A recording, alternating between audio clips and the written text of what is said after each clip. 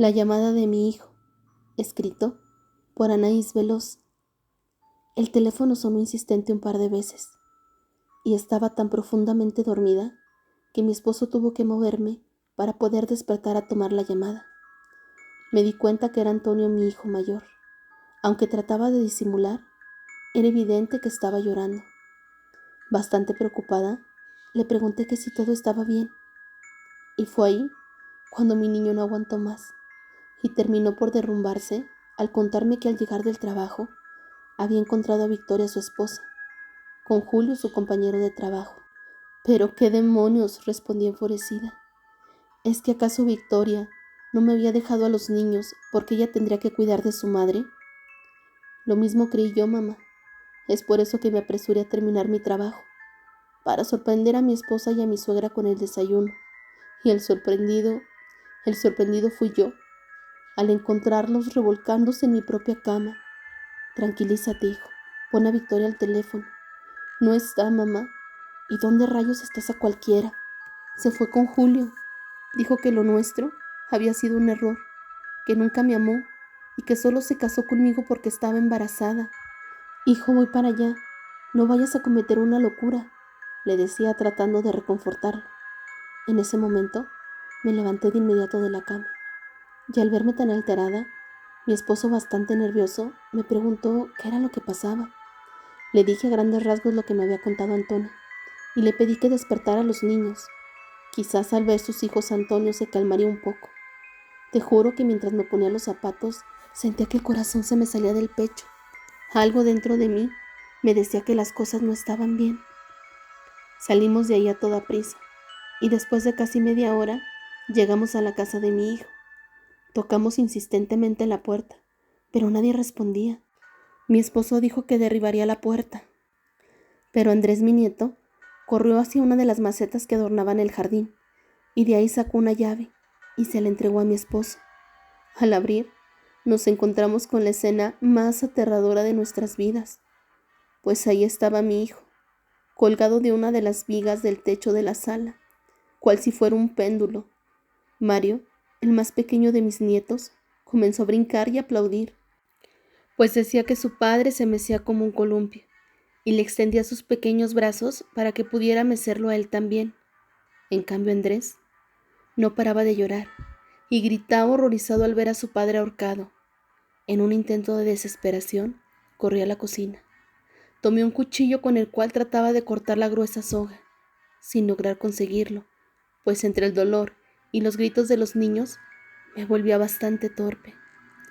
«Jesús, por el amor de Dios, ayúdame a bajar a mi hijo, ¿que no ves que se está haciendo daño?». «Cálmate, mujer, estás asustando más a los niños», me decía mientras me quitaba el cuchillo de las manos. En ese momento, un grito nos hizo voltear a la par, y al ver de quién se trataba, hizo que me hirviera la sangre, y sin pensarlo, comencé a golpearla, pero mi esposo me detuvo, y solo me limité a decirle: «¿Qué haces aquí, Victoria? ¿A qué has venido, maldita asesina?». «¿De qué habla, señora?», me decía entre lágrimas. «Tú asesinaste a mi hijo». «¿Qué? ¿Que no ve que Antonio se colgó? Maldito cobarde», gritaba enfurecida. «¿Cómo te atreves a llamarle cobarde a mi hijo?». «Porque lo es, señora. A él no le importó abandonar a su esposa y a sus hijos, y buscó la salida fácil. A la que no le importó su familia fue a ti, porque cambiaste toda una vida por 5 minutos de placer. Y puede ser que tú no le hayas dado la soga para colgarse, pero lo traicionaste en su propia casa. No te vengas a dar de moralista conmigo, Victoria. Pero una cosa sí te voy a decir. Te juro por la memoria de mi hijo que voy a hacer que te arrepientas toda tu vida. No tendrás paz alguna, porque el recuerdo de mi hijo te perseguirá por siempre». La muy desvergonzada me quitó a mis nietos y los subió al coche de su amante, que la estaba esperando afuera. Llena de dolor y coraje, le pedí a mi esposo que se encargara de todo, pues necesitaba un poco de aire fresco.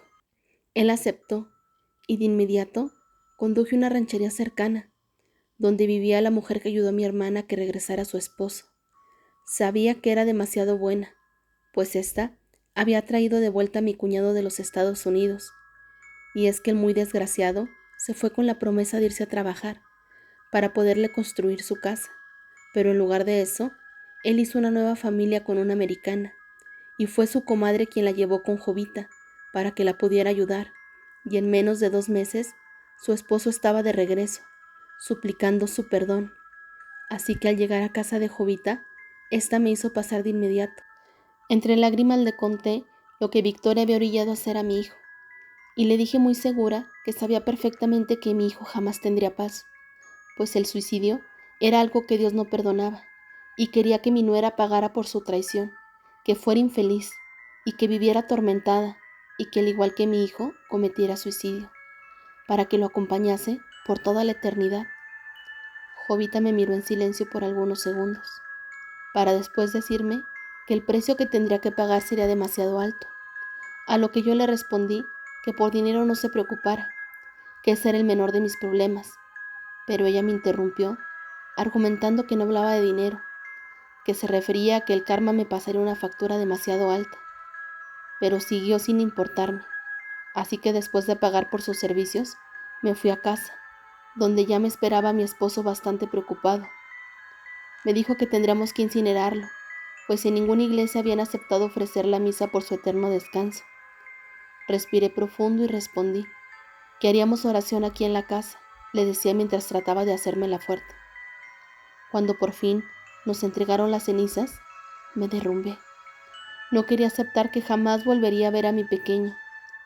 Amigos y familiares se dieron cita para darnos el pésame, y nuevamente se atrevió Victoria a venir. Pero gracias a Dios, los asistentes le impidieron el paso. Al pasar de los días, comenzó a verse el trabajo de Jovita. Mi nuera había comenzado a perder bastante peso. Se veía desubicada y la habían corrido de su empleo. Llegó suplicando a mi casa por alimento, ya que su familia le había dado la espalda, y su amante, la dejó por su mejor amiga.